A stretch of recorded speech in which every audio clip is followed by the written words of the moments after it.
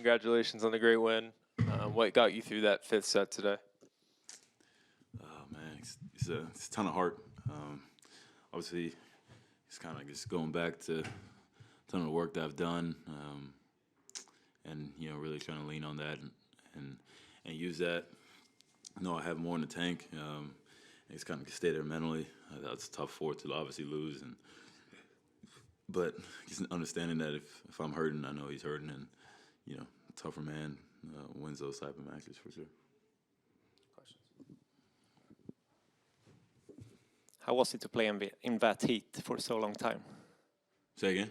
How was it to play in that heat for so long time? Yeah, it was very hot today. Yeah, it was brutal. It was brutal. It was tough. Your mind's kind of just going after a while, like, man, we're really out here. Spend literally the entire afternoon on the tennis court. But yeah, it was tough. I mean, obviously you have your second one, your third one, your fourth one, whatever. But it wasn't easy, and also not easy. Having 40-something aces go by you in 5 hours as well. That's not so fun either. So, but it feels even better when you get a win there at the end. Hey, Francis, well played today. Did you get your racket back? Yeah, my guy's going to go get it. They responded to you. They're going to go get it. Yeah, they DM Brian. He's going to go get it. I gave a pair of shoes to Brian to go give it. So I'm waiting for the text to see if the racket's in it.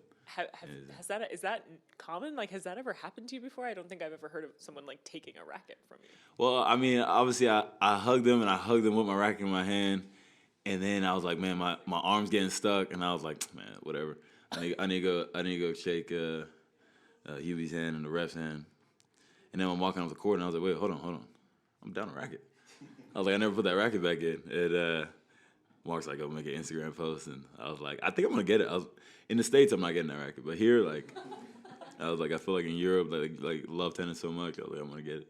And I apologize, another non-match question, but what happened with the bathroom break there? Was I didn't actually see it. I just saw online afterwards that he was kind of upset that you took another bathroom break between the fourth and fifth sets, or what was that? Just following the rules. Just following the rules. There's nothing in it. I asked the lady, you can take one between the first three sets, and then you can take one between after the third, after the fourth. I was just following the rules. Yeah, just back to the racket. Sorry, I mean, did you feel somebody like literally take it out of your hand, or do you think more it just sort of got lost as you were? Well, both my hands were getting like locked in, right? So I'm like, okay. After a while, it was cool, and then after a while, I was like, all right, man, like, all right, guys, like, I gotta get out of this, whatever. And so, but my mind's going 1,000 miles an hour. So at the time, I'm trying to chill out, give my respects to my opponent, give my respects to the ref. And then when you come to, you're like, wait, hold on, what's going on? I mean, they were locking me in. I thought I was going to fall into the crowd at one point. But it was fun. It was a cool moment. But I just need that racket. Did you think you were going to get back so quick, though? It sounds like the guy got straight back to you. Yeah, I knew I was going to get a response. I guess knew you're going to get a lot of people who was going to, make jokes. You just don't know what's real. Obviously, with AI now, too. So, but, yeah, I think I'm going to be all right with it. I want to ask just a less happy topic about Hailey, and if you've had any contact with her since she went down yesterday. It was rough to see. Yeah, obviously, she's the same best agency in the world, one of the best agents, well, the best agent in the world, obviously handling it right now. So Jill called me. I spoke to Jill first before I spoke to them. I obviously want her to let her kind of come out with the news, but yeah, it's not the best.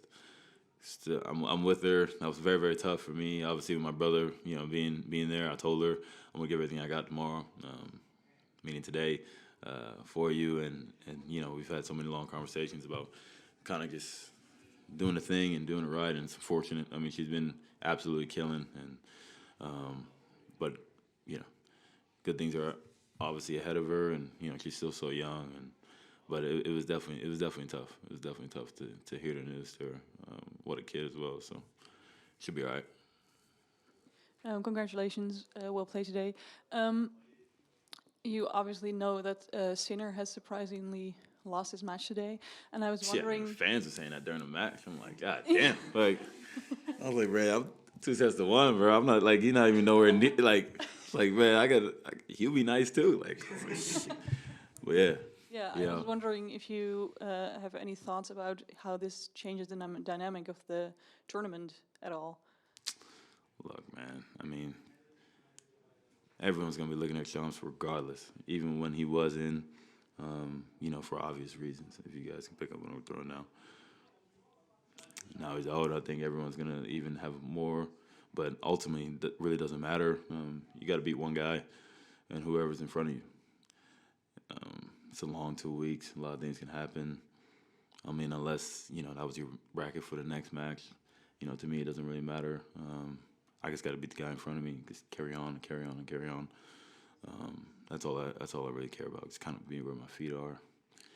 You can only affect the tournament with the guy in front of you. Everything else is pretty irrelevant. So, sorry, first of all, what were they actually saying to you about Sinner?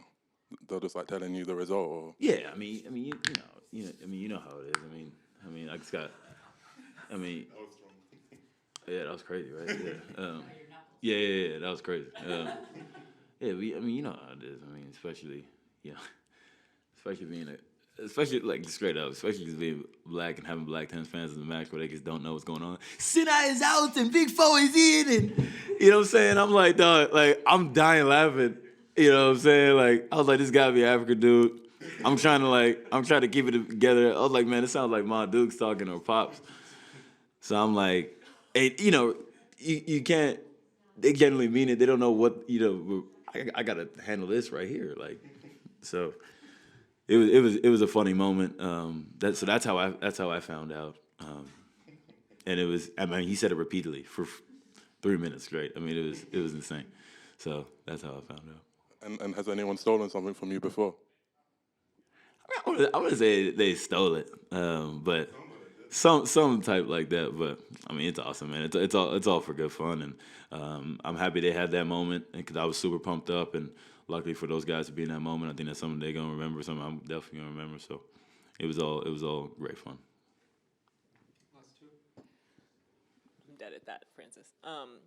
When you were talking at the Australian Open about kind of hard conversations that you've had with your team, with Ayan, with people around you, and just refocusing and things like that, I wonder if you've been able, because it does take some time still for those things to settle in, if there's anything that you've kind of implemented or changed just with your mindset, with daily mental work or anything like that you feel like you have changed or you do approach differently, or is any of that kind of carrying on throughout the season in a way that you're happy with, or not really, you're just kind of doing your job? Yeah, there's a lot of things have changed, approach,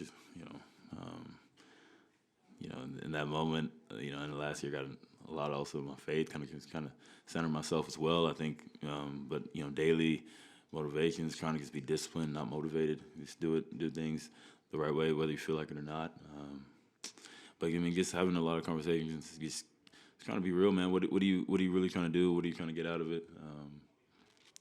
And just stop hiding behind your talent. Stop hiding behind the gift. Don't use the gift as a disadvantage. Try to use it as an advantage, right? Because I think a lot of times, you can get away with stuff because you're so gifted, right? But use the gift the right way, and squeeze the lemon and see what you can get out of it. And that's kind of what it is.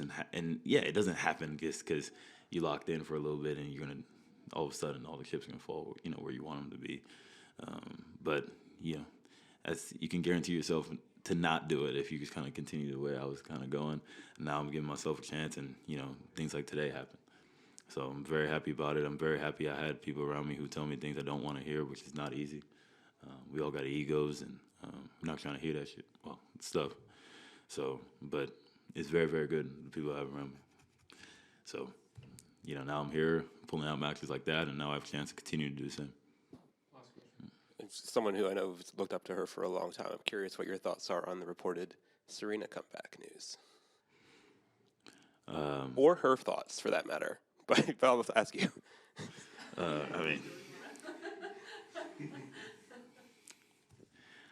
When she makes an announcement, when she says it herself, then I'll have a comment about it.